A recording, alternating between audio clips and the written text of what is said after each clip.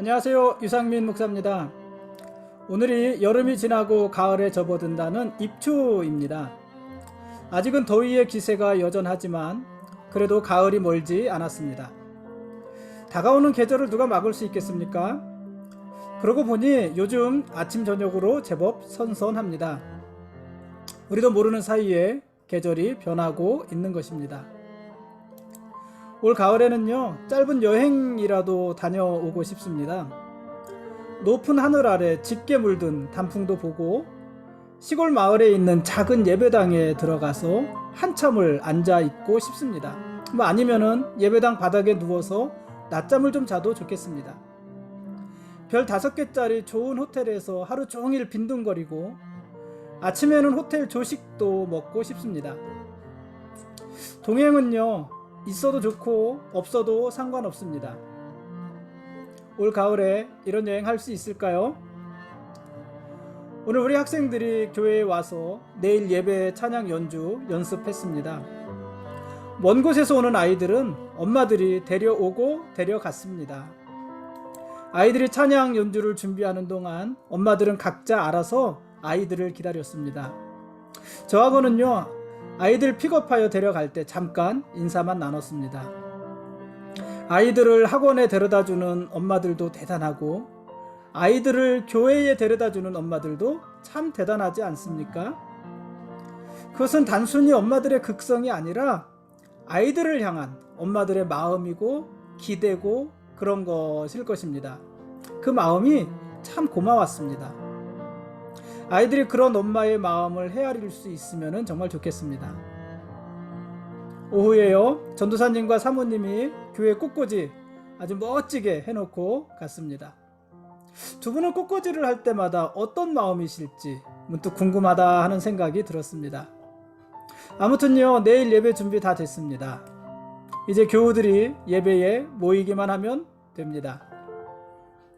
오늘 말씀 보시겠습니다.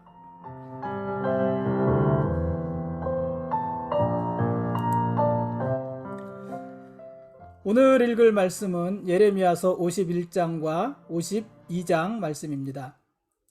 예레미야 50장에 이어서 51장도 바벨론의 심판에 대해서 이야기를 합니다.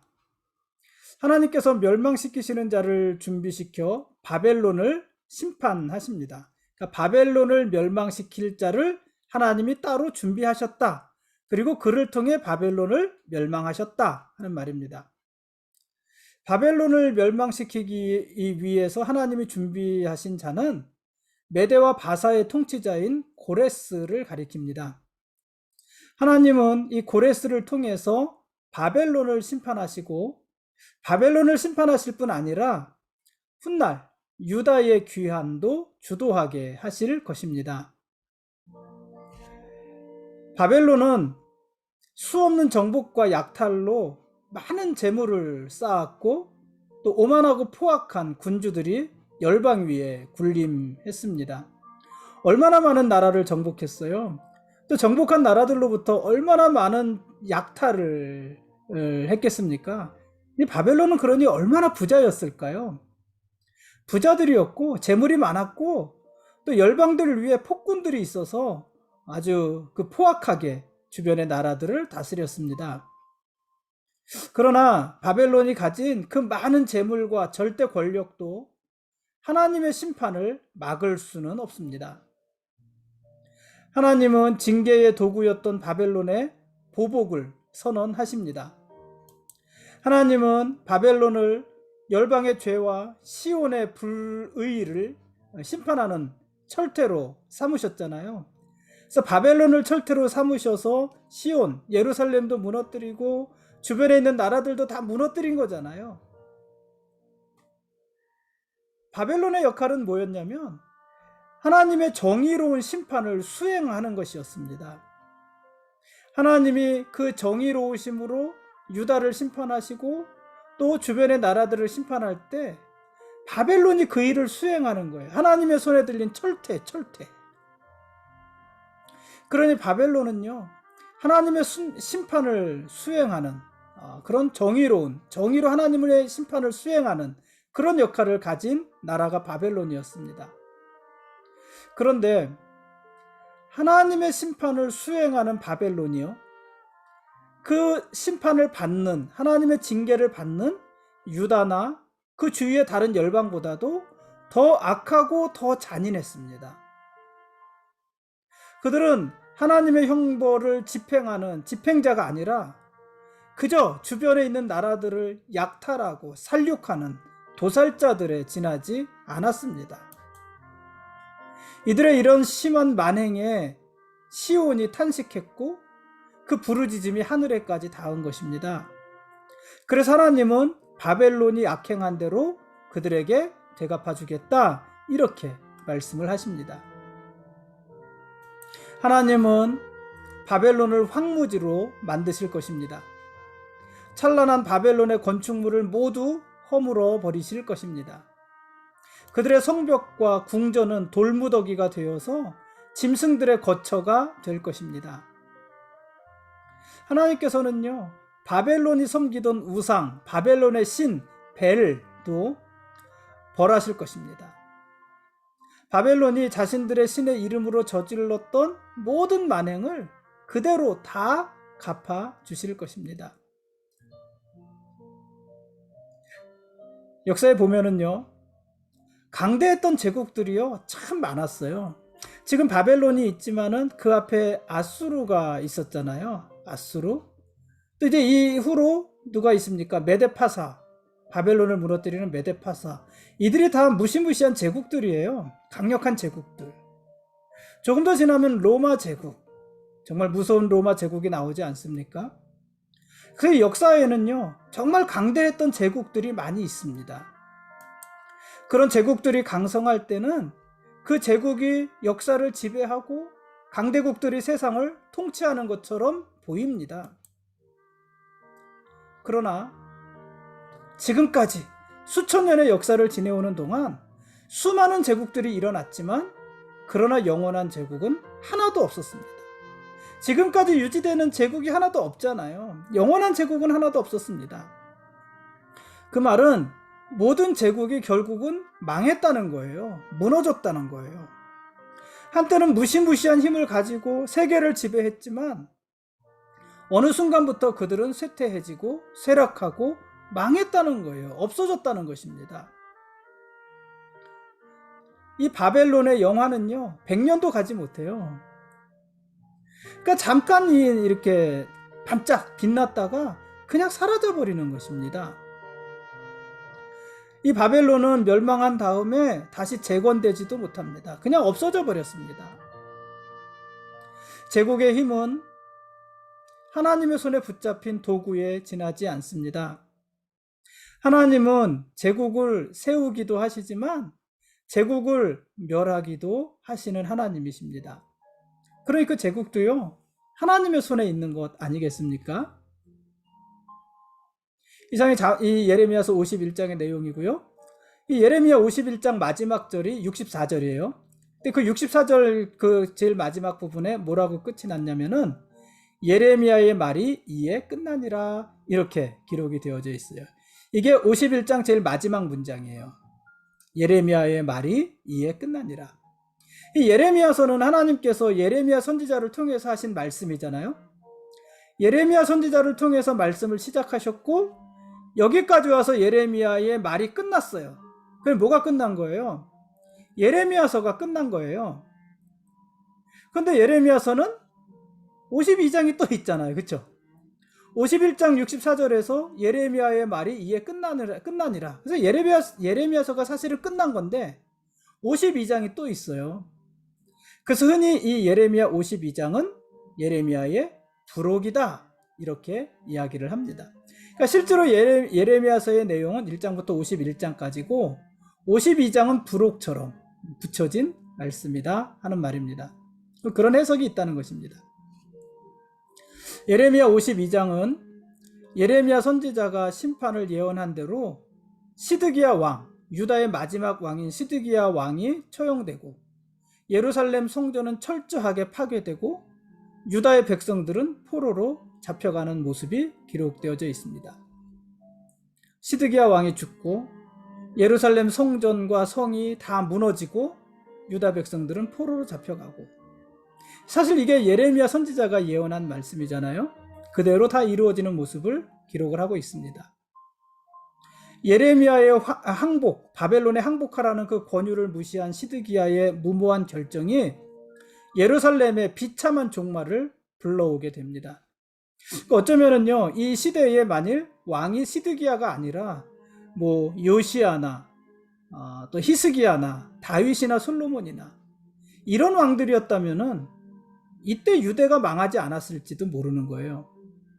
그러니까 이 마지막 때에 왕도 악한 왕이었고 무능한 왕이었던 거예요. 분별이 없는 왕이었던 거예요. 그래서 결국 비참하게 예루살렘이 종말을 구하게 되는 것입니다. 시드기야는 바벨론이 침공했을 때 18개월, 1년 6개월 동안 성문을 잠그고 버텼지만 양식이 떨어지고 성벽이 뚫려서 더 이상 버틸 수 없게 되자 군사들을 이끌고 도망가 버렸어요. 예루살렘 성의 모든 백성들을 다 남겨두고 그냥 자기만 군대를 데리고 도망가 버렸어요. 한 나라의 통치자로서 백성을 위해서 마지막까지 최선을 다해야 되겠지만 시드기야는 자기 혼자 살겠다고, 자기 가족들 살겠다고, 아들들 데리고요, 자기 목숨을 보전하기에만 급급해서 도망갔습니다. 그러나 하나님을 버리고 백성마저 버린 유다의 왕이요, 안전하게 머물 곳이 세상 어디에 있겠습니까? 없습니다. 하나님을 피해서 안전한 곳이 어디에 있겠습니까? 없습니다. 시드기야는 결국요, 도망가다가 바벨론 군대에게 붙잡히게 되고 아주 비참한 최후를 맞이하게 됩니다. 시드기야 왕은 자기가 보는 앞에서 아들들이 살해당해서 죽고 자신은 두 눈이 뽑힌 채 노사슬에 결박당해서 바벨론에 끌려갑니다. 바벨론에 끌려가서는 감옥에 갇히고요, 그 감옥에서 나오지 못하고 죽는 거예요. 유대 왕의 말로가 너무 비참하지 않습니까? 전쟁에서 죽은 것도 아니고 병들어 죽은 것도 아니고 두 눈이 뽑힌 채 포로로 잡혀가서 감옥에서 그냥 그렇게 죽은 것입니다.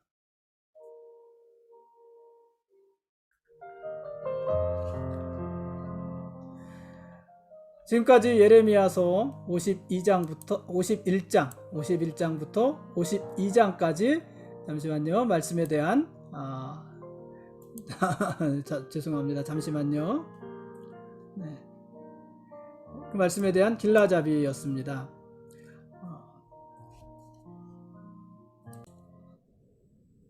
네, 죄송합니다. 잠깐 영상이 끊어졌었습니다. 지금까지 예레미야서 51장과 52장 말씀에 대한 길라잡이였습니다.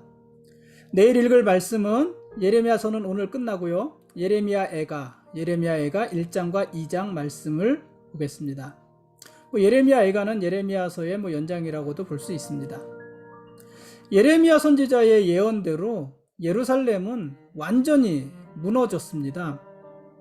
예루살렘은요, 이제 자력으로는, 자기 힘으로는 회생이 불가능한 상태로 완전히 파괴가 되었습니다. 화려한 건물과 든든한 성벽, 그리고 지혜와 힘을 가진 사람들도 예루살렘을 지켜내지 못했습니다. 예루살렘 성 안에 있었던 성전과 제사장들도 마찬가지입니다. 그들도 이 예루살렘을 지키지 못했습니다. 금과 은과 노수로 만든 성전의 각종 기물들은요, 약탈당하거나 불태워졌습니다. 예루살렘을 침략한 바벨론의 군인들은 성전을 짓밟고 성전에 있던 거룩한 성물들을 전리품으로 취해서 챙겨갔습니다. 하나님의 백성 이스라엘로서는요, 정말 상상도 할 수 없는 일이 일어난 것입니다. 그러나 이들이 더 놀라고 슬퍼해야 될 것은 그렇게 성전이 모욕을 당하고 성전이 무너졌다는 것이 아니라 하나님께서 그 성전에 계시지 않았다는 것입니다. 하나님이 이스라엘 중에 계시지 않았다는 것입니다. 하나님의 부재입니다. 하나님이요, 이스라엘을 떠나셨습니다. 하나님의 성전에는 이미 하나님이 계시지 않습니다. 하나님의 성전인데 하나님이 계시지 않아요. 그러니 그게 하나님의 성전입니까? 그냥 건물이죠. 오히려 하나님은 예레미야 선지자가 갇힌 감옥에 임하셨습니다.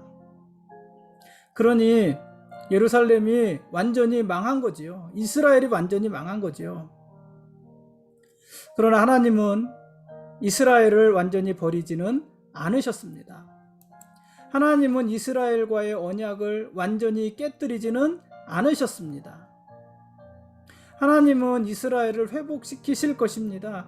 이스라엘의 멸망과 함께 이스라엘의 회복도 끊임없는 예언이에요. 예레미야 선지자의 말이기도 하고 이사야 선지자의 예언이기도 하고 그렇습니다. 지금은 비록 나라가 망해서 바벨론의 포로로 잡혀가는 신세지만 때가 되면, 기한이 차면 이스라엘은 다시 예루살렘으로 돌아올 것입니다. 다시 성전과 성벽이 세워지고 하나님이 다시 이스라엘 나라를 회복시키실 것입니다. 그런데 그때까지, 하나님이 이스라엘을 회복시키실 그때까지 이스라엘은 하나님의 진노와 심판을 견뎌야 합니다. 견디는 것도 믿음입니다.